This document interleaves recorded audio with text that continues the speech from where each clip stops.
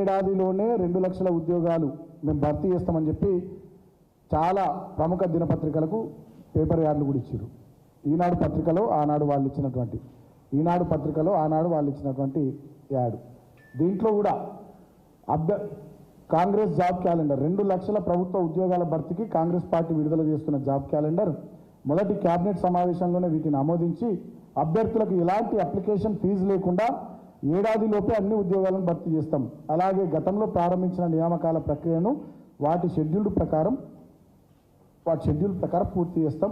ఇది Congress party guarantee అని చెప్పి వాళ్ళు చెప్పినారు. అయితే వాళ్ళు దీంట్లో ఏమన్నారు క్లియర్గా, వాళ్ళు మొదటి ఏడాదిలోనే 2 లక్షల ఉద్యోగాలు ఇస్తాము, గతంలో ప్రారంభించిన నియామకాల ప్రక్రియను వాటి షెడ్యూల్ ప్రకారం భర్తీ చేస్తాం, పూర్తి చేస్తామన్నారు. అంటే గతంలో ప్రారంభించిన ఉద్యోగాల నియామక ప్రక్రియ వీళ్ళు మొదటి ఏడాదిలో నిర్వహించబోయేటటువంటి 2 లక్షల ఉద్యోగాల్లో లేదు. కానీ ఇప్పుడు వీళ్ళు ఏం చేస్తున్నారు, 2 లక్షల ఉద్యోగాల్లో ఆల్రెడీ 30,000 పైసలకు ఉద్యోగాలు ఇచ్చేసినామని చెప్పి ఇవాళ రేవంత్ రెడ్డి గారు నిస్సిగ్గుగా పచ్చి అబద్ధాలు మాట్లాడుతున్నారు. అసలు ఫీజులే వసూలు చేయమన్నారు.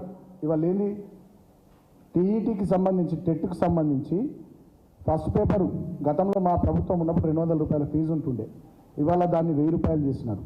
తర్వాత సెకండ్ పేపర్ 300 రూపాయలు ఉంటుండే, దాన్ని 2000 రూపాయలు చేసినారు.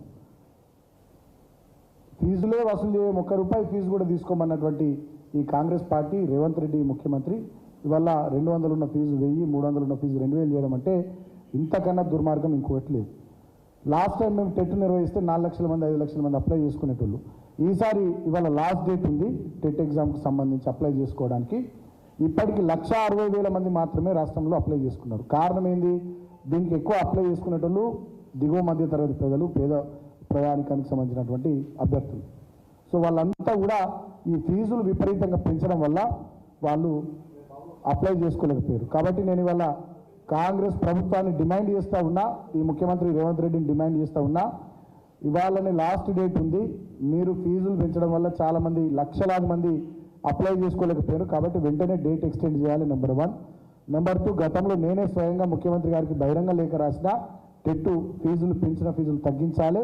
గతంలో మీరు ఎట్లయితే చెప్పారో ఫీజులు లేకుండా ఎలాంటి అప్లికేషన్కైనా, ఏ ఉద్యోగానికి సంబంధించిన, ఏ ఎంట్రన్స్కి సంబంధించిన ఫీజులు లేకుండా ఏదైతే నిర్వహిస్తామన్నారో దానికి కట్టుబడి ఉండి టెట్ ఎగ్జామ్కి సంబంధించి అప్లై చేసుకునే వాళ్ళకు కూడా 0 ఫీజులతో మీరు అప్లికేషన్ తీసుకోవాలి, లేదా గతంలో మా ప్రభుత్వం ఇచ్చిన 200, 300 రూపాయల ఫీజులోనే కొనసాగించాలి, ఆ పాత విధానాన్ని కొనసాగించాలని చెప్పి నేను కోరుతా ఉన్నా. అదేవిధంగా గ్రూప్ 1, గ్రూప్ 2, గ్రూప్ 3 ఈ 3 ఉద్యోగాలకు సంబంధించి 3 నోటిఫికేషన్లకు సంబంధించి పెద్ద ఎత్తున వేలాది ఉద్యోగాలు ఉన్నాయని చెప్పి ఆనాడు తెలంగాణ నిరుద్యోగులందరినీ కూడా డైవర్ట్ చేశారు. ఇప్పుడు నేను అడుగుతా ఉన్న 1,500 పైచీలకు గ్రూప్ 1 ఉద్యోగాలు ఉన్నాయన్నారు. మేము ఇచ్చిన 500కు మీరు 503కు మీరు ఇంకొక 60 కలిపి నోటిఫికేషన్ ఇచ్చారు తప్ప మిగతా 1000 ఉద్యోగాలు ఎటువైనా సమాధానం చెప్పాలి. గ్రూప్ 2 ఉద్యోగాలు కూడా అనేకం ఉన్నాయి, వేలల్లో ఉన్నాయి అన్నారు. మరి గ్రూప్ 2 ఏప్రిల్ 1వ తారీఖు నాడే గ్రూప్ 2 ఉద్యోగానికి నేను నోటిఫికేషన్ ఇస్తాను మీరు గతంలో అన్నారు. మేము కూడా గుర్తు చేసినాం, ఎలక్షన్ కోడ్ రాబోతా ఉంది, కొంచెం ముందర రిలీజ్ చేయండి గ్రూప్ 2 నోటిఫికేషన్ అని చెప్పి అన్నాం. ఇవాళ ఎన్నికల కోడ్ రాగానే గ్రూప్ 2 నోటిఫికేషన్ పక్కన పెట్టినారు.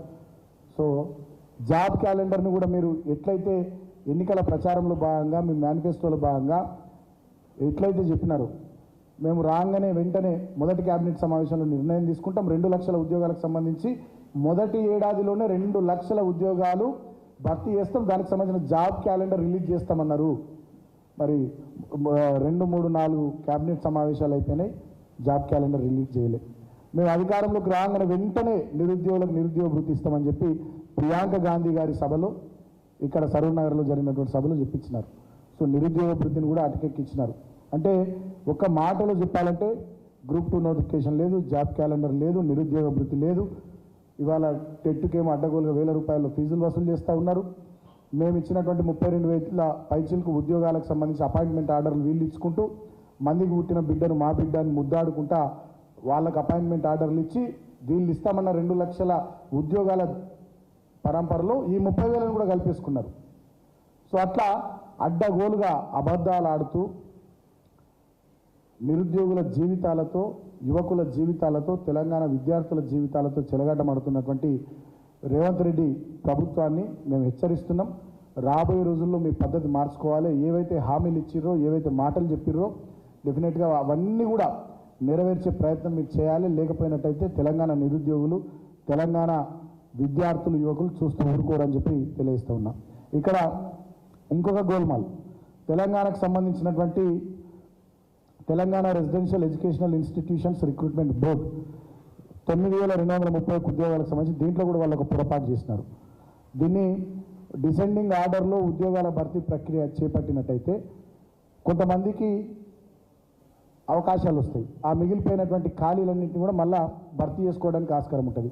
అట్లా చేయకపోవడం వల్ల అవి బ్యాక్లాగ్ పోస్టులుగా మిగిలిపోయేటటువంటి ప్రమాదం ఉంది. దానివల్ల వీళ్ళందరూ కూడా ఎవరైతే పరీక్షలు రాసిరో వాళ్ళందరూ కూడా నష్టం జరిగేటటువంటి ప్రమాదం ఉంది. దీన్ని కూడా సరిచేయాలని చెప్పి నేను రాష్ట్ర ముఖ్యమంత్రిని డిమాండ్ చేస్తూ ఉన్నా. అంతిమంగా ఒక విషయం స్పష్టంగా చెప్పదలుచుకున్నాం. కాంగ్రెస్ అంటేనే అదొక మోసపు పార్టీ, కాంగ్రెస్ అంటేనే అదొక ద్రోహపు పార్టీ. కాంగ్రెస్ పార్టీ యొక్క విధానము, ఆలోచన పద్ధతి అంతా కూడా దుర్మార్గంగా ఉంటుంది, అది మనందరికీ తెలుసు. ఇక దానికి పిసిసి అధ్యక్షుడిగా ముఖ్యమంత్రిగా ఉన్నటువంటి రేవంత్ రెడ్డి గారు ఇక కాంగ్రెస్ కంటే 2 ఆకులు ఎక్కువ చదివిండు ఆయన. దుర్మార్గాలకు, మోసాలకు, దగాకు, వెన్నుపోటుకు వాడుకొని వదిలేయడానికి, ఎన్నికల ముందో మాట ఎన్నికల తర్వాత మరో మాట చెప్పి ప్రజల్ని మోసం చేయడానికి, ఇంకా అనేక రకాలైనటువంటి ఎత్తులకు, జిత్తులకు, వీటన్నింటిలో సిద్ధాస్తుడు ఎవరన్నా ఉన్నారంటే రేవంత్ రెడ్డి. ఇది మేం చెప్పడం కాదు, గతంలో ఆయనే చెప్పిండు. ప్రజలు మోసపోవడానికి సిద్ధంగా ఉంటే రేవంత్ రెడ్డి మోసం చేస్తా అని చెప్పిండు. ఒక ఇంటర్వ్యూలో ఆయన చెప్పిండు. ఆ ఇంటర్వ్యూ అంతా కూడా ఇప్పుడు సోషల్ మీడియాలో చాలా హాట్గా నడుస్తూ ఉన్నది. ప్రజలు మోసపోవడానికి సిద్ధంగా ఉంటే రేవంత్ రెడ్డి మోసం చేస్తా అని చెప్పిండు. అందుకనే వడ్డే